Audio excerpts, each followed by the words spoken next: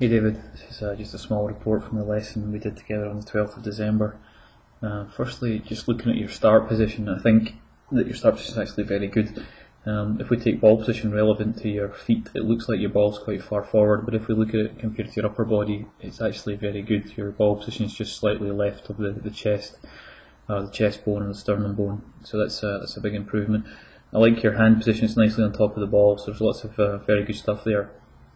When we look at the backstroke, obviously what we can see in the Tommy report is that when you take the club back, the length of the backstroke is quite considerably short, which leads to various problems in the sense that you have to then force the club forward with your hand, so the transition between the backswing and the downswing, or the backstroke and the forward stroke, tends to be too much from the hands themselves, and that causes a little bit of disconnection between the left arm and the upper body.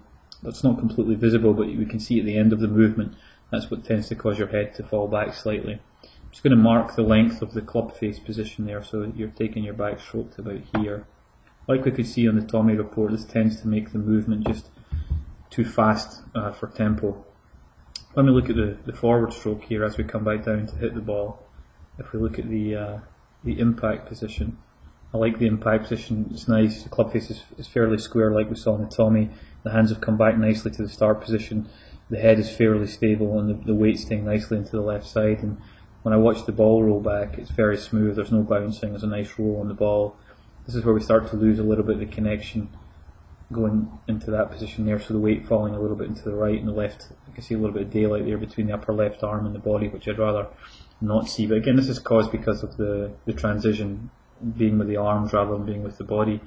When we look at the end position here, what we can see is that the total length of the swing, if we take the start position and backswing and forward swing, we're getting quite a big difference between the length of the two movements. So as I explained to you during the lesson, this makes round about here the middle part of the putting movement. It's maybe a little bit exaggerated, but let's say round about.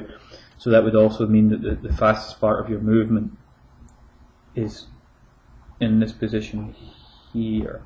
So the club is moving at its fastest round about this position here, which doesn't give us an optimal impact position concerning tempo, and that's also the reason we see the club getting pulled inside, because the arms are having to do the big work.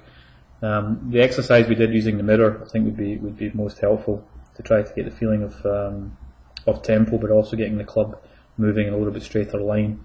Another exercise you can do is to wrap a towel, a kind of bath sized towel, under your right arm and also round your back and under your left arm, which would help the connection, and try and just keep the arms against the body.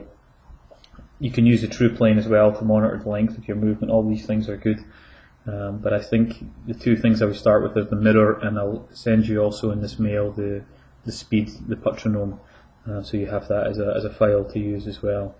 I think you're most in need of practice rather than actual technical changes. I think the technical changes you made a couple of years ago when you came to see me in Ypres actually look quite good. The grip I like a lot. I like your reverse underlap. I think that's a nice way to putt. I think the setup position looks better. You get in a good impact position, but it's about practicing and practicing properly. I think that's the important thing. If you need any more information, please don't hesitate to send me an email or give me a call, and I'll do my best to answer any questions. Okay, thanks for coming down, and we'll see you next